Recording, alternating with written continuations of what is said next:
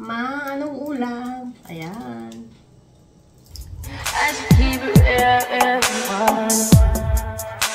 High volume. High volume. High volume. High volume. Am I really that much? Hello guys! Today's video ay gagawa tayo ng sandwich overload.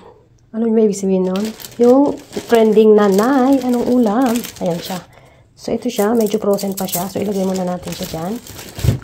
Ayan, frozen pa. Kasi lahat po ng tinapay dito is nilalagay namin sa freezer. Kasi ilang araw lang sila na yan. Mag-green na siya. So 10 pieces yung gagawin ko. Sana magkasya. Kasya naman yan. Isang balot. Yan siya guys, hanggang sa malambot naman na medyo ano lang yung ibabaw. At syempre mag-iimbento tayo ng ating mga sauces. So ito ang gagawin nating sauce. Ayan. Sriracha, na-try ko na to. Ayan. At meron tayong QP, Burnley sauce, ketchup, at ang ating bacon. Yan, pang burger din siya. At ang ating garlic. Ito ang favorite ng anak ko at favorite ko rin. So, umpisahan natin sa ating sausage. Siyempre guys, meron tayo nito yan. Butter. Panglagay yan sa mamaya. Kasi gusto ko mas maganda siya pag may butter. And then ang ating cheese. Ang magpapasarap ng ating overload. Ayan siya guys. Ayan siya. So, ayan. Pinicturean ko muna. Tapos ito yung ating sausage na gagamitin. Hats. Medyo manghang yata to. Pero para namang hindi. So, ito ang ating gagamitin. Hindi siya red na kagaya ng iba. Ayan. At kung napapansin nyo guys, ganito lang talaga kalagay yung mga tinapay dito. Ganyan. So, ganyan. Ganyan lang siya kalaki. So, pwede na yan. Pangkain lang naman. So, yan. Naglagay na ako ng butter. Painitin natin yan. Tapos, lalagay na natin ang ating sausage. So, medyo frozen pa siya. I-open lang natin ang ganyan. Yan.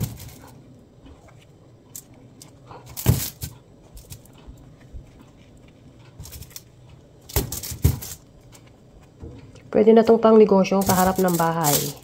Yan, kanya-kanyang diskarte lang. Iba ketchup at saka mayonnaise or ano lang. Carry na. Tunaw na yung ating. Yan. Lagyan na natin yung ating sausage.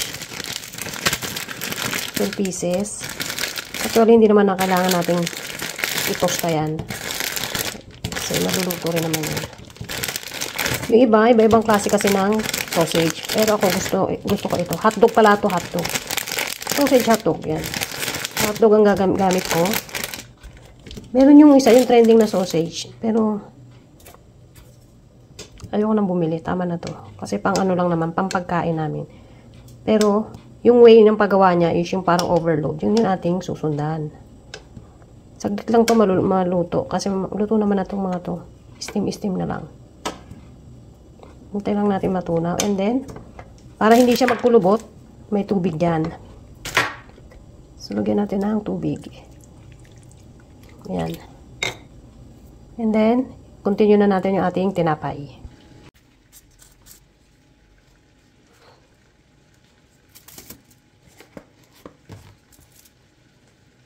Ayan na guys, tingnan nyo.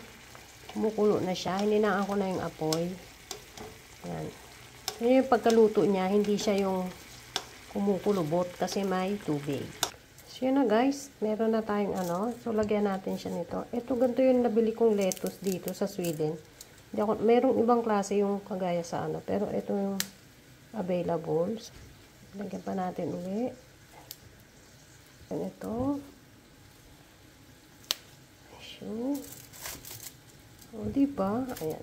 Medyo nagsiksik na siya. Meron pang dalawa.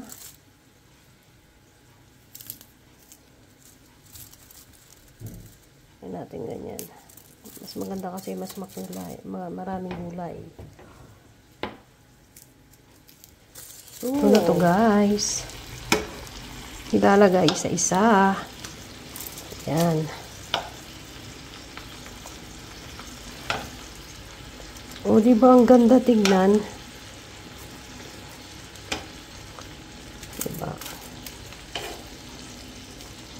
So, uy, walo lang pala yung aking ano. Meron pang sobra. Mali yung so, and then, ketchup.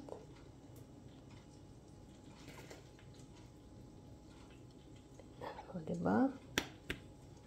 Ayan, guys. And then, lagyan natin ito, guys, ng mayo.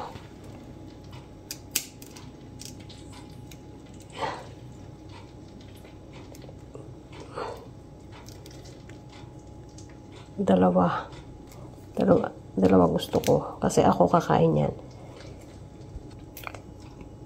Yun. Ganito pala siya. So,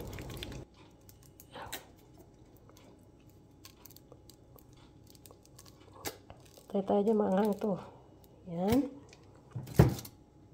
And then, ito guys, yung bacon dressing siya. Isa naman ito.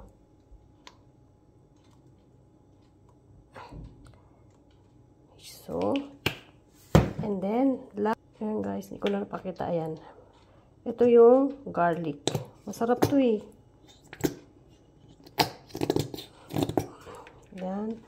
Marami pa kaya kailangan simutin. Meron pa palang isa dito. Ayan na siya guys. So, lalagyan na natin siya ng cheese. At syempre, ang magpapasarap ng lahat,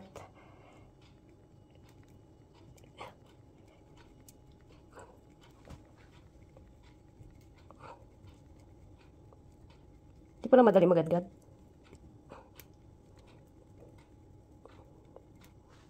Siya. Ito pa.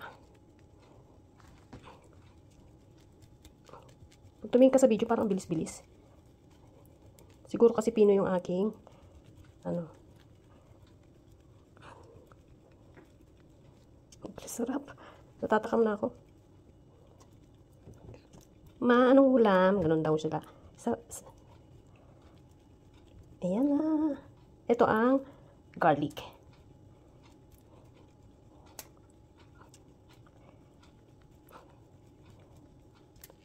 So yan na siya guys. DIY sandwich overload. Ni Emsel. Ayan na guys. Ang ating anong ulam? Ayan. Ang ating sandwich overload. At syempre meron tayong tea. So, titikman muna natin yung ating ginawa. Ito yung aking sriracha mayo. Ayan. So, tita. Look. Yan na siya, guys. Oh. Diba? Sana hindi nyo mapanood ng hating gabi to.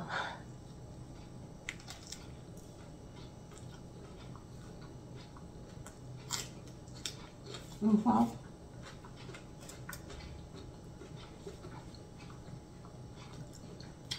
Maganda tikman yung iba-ibang sauce. Diba? Pang sushi yung ginawa ko eh. Yung unang ginamit ko sa pang sushi. Yung baked sushi. Sarap.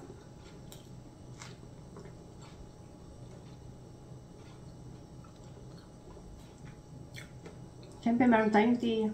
Dinner ko na to guys. Dinner.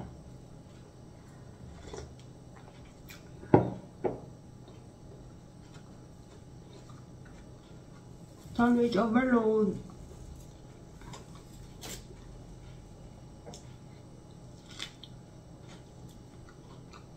Mas maganda rin meron siyang butter yung ilalim para mas malasa.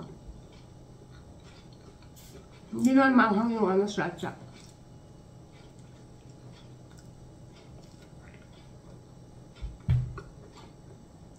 The best pa rin yung sariling gawa, homemade.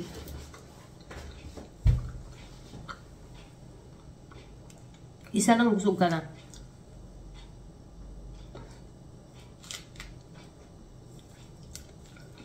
Bawag. Gawa na ko kayo guys. Hindi naman magastos. Lalo pang pamilya. Sulit. Kahit ilan kaya nyo kainin.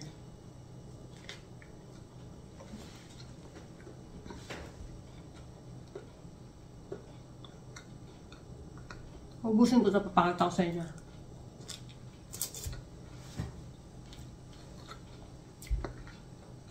Pang merienda na. Pang negosyo pa. Kung may mga anak kayo ng mga teenager, kahit sa labas lang ng bahay, gawing pakinabang yung mga Facebook, mag-upload. I-alok.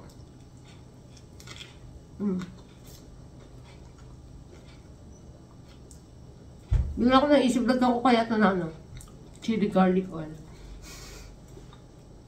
Walang anghang.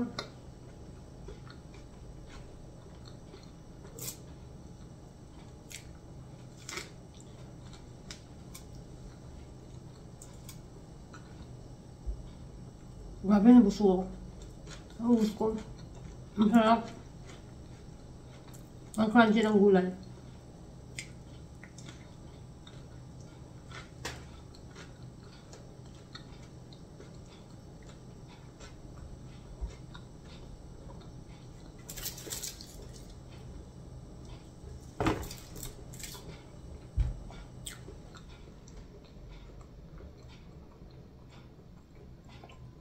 So guys, subukan niyo rin po ito sa inyong bahay at siguradong sulit at mapaparami kayo ng kain at higit sa lahat, mag-i-enjoy po ang inyong mga chikiting, mga anak, asawa, ganyan. And then, neighbor, friends, and somebody. Kaya thank you po sa inyong pag-support sa aking YouTube. Meron na naman po tayong natutunan. Kung may natutunan man kayo, ayan po. Thank you and God bless.